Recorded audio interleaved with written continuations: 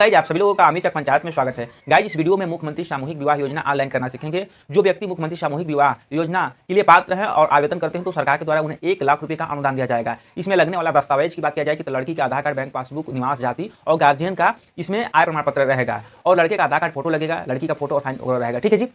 तो मैं आपको बता दूंगा, आप आवेदन करने के लिए इच्छुक हैं और आवेदन करना चाहते हैं तो आपको करना क्या होगा कि मुख्यमंत्री आप किसी भी ब्राउजर पर जाकर के, जैसे आप किसी भी ब्राउजर पर जाकर के लिखेंगे मुख्यमंत्री सामूहिक विवाह योजना यूपी, फिर उसके बाद इंटर बटन करेंगे या मोबाइल पर सर्च करेंगे तो फिर उसके बाद जो फर्स्ट वाला लिंक दिखेगा इस पर क्लिक कर देंगे। जब इस पर क्लिक करेंगे तो इसमें आवेदन का ऑप्शन आएगा, उस पर क्लिक करेंगे तो आप देख सकते हैं ये 2 ऑप्शन आ जाएगा। ठीक है, आवेदन करने के लिए यहाँ क्लिक करें और संशोधन करना चाहते हैं तो भी एक ऑप्शन आ जाएगा। तो आवेदन करने के लिए यहाँ पर क्लिक करना होगा आपको। फिर उसके बाद चलिए डिस्प्ले पर हम लोग इसको देख लेते हैं। आवेदन करने के लिए यहाँ क्लिक करें, आपके सामने ऐसा इंटरफेस खुल करके आ जाएगा। यहाँ पर आधार नंबर डालना होगा, देन आधार कार्ड के अनुसार जो आधार कार्ड पर नाम है वो डालेंगे, फिर उसके बाद डेट ऑफ बर्थ डालेंगे और मोबाइल नंबर, ये लड़की का हो गया। फिर उसके बाद यहाँ पर वर पक्ष लड़के का आधार नंबर डालेंगे, आधार कार्ड पर जो नाम है वो डालेंगे, डेट ऑफ बर्थ डालेंगे और उसके बाद डेट ऑफ बर्थ डालने के बाद लड़के का मोबाइल नंबर डालेंगे और मोबाइल नंबर डालने के बाद आपको टर्म्स एंड कंडीशन फॉलो करना है और वेरीफाइड पर क्लिक कर देना है। देन उस मोबाइल पर OTP जाएगा, OTP डालेंगे और वेरीफाइड OTP पर क्लिक कर देंगे। वेरीफाइड OTP पर क्लिक करने के बाद एक ऐसा पेज खुल चला आएगा। इसी पेज को हम भर के सबमिट कर देंगे, फॉर्म अप्लाई हो जाएगा, प्रिंट कर देंगे। अब आपको करना क्या है कि यहाँ पर फैमिली आईडी आपको दिखाएगा, जनपद सेलेक्ट करना है, फिर ग्रामीण एरिया से है कि शहरी एरिया से है, जिस भी एरिया से आएंगे सेलेक्ट करेंगे। विकास खंड आएगा खुल करके, फिर उसके बाद आपका ग्राम पंचायत जो भी होगा ग्राम पंचायत यहाँ पर आपको सेलेक्ट कर लेना होगा।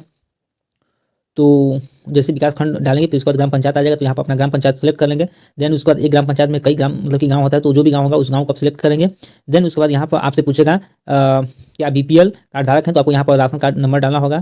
फिर उसके बाद यहाँ पर आवेदिका का नाम दिखाएगा, आवेदिका के पिता का नाम यहाँ पर डालना होगा और फिर उसके बाद आवेदिका के माता का नाम डालना होगा। ठीक है, आप इंग्लिश में भी डाल सकते हैं, कोई दिक्कत नहीं है।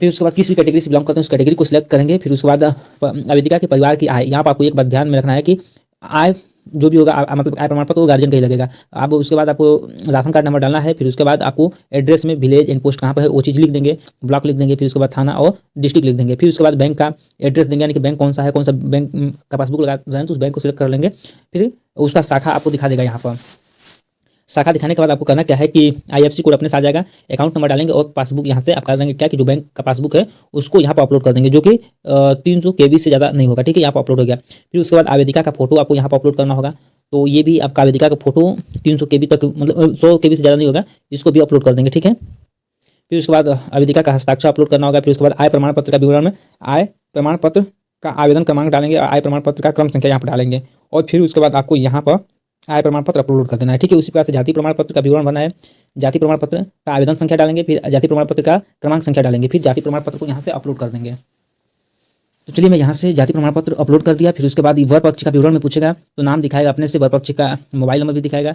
आप पिता का नाम आपको डालना होगा, फिर उसके बाद माता का नाम डालेंगे, फिर वर का जन्मतिथि दिखाएगा और जन्मतिथि आयु प्रमाण पत्र में आधार कार्ड अपलोड कर देंगे। जो भी व्यवसाय है व्यवसाय लिख देंगे, क्या करते हैं वर पक्ष का फोटो आपको अपलोड करना होगा, तो यहाँ से फोटो अपलोड कर लेंगे।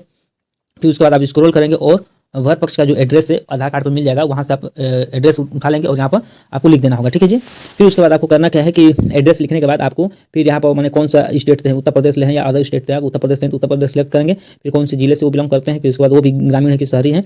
फिर अगर ग्रामीण होंगे तो विकास खंड खुल करके चला आएगा, फिर ग्राम पंचायत खुल कर आ जाएगा, यहाँ से ग्राम पंचायत को सिलेक्ट करेंगे, जो भी ग्राम पंचायत होगा उस ग्राम पंचायत को सिलेक्ट कर लेंगे।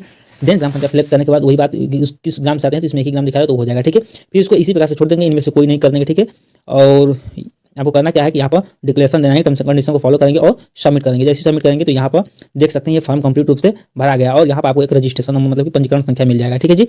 अब आपको करना क्या है कि यहाँ से इसको देख सकते हैं, भी गलत होगा तो आप संशोधन भी कर सकते हैं।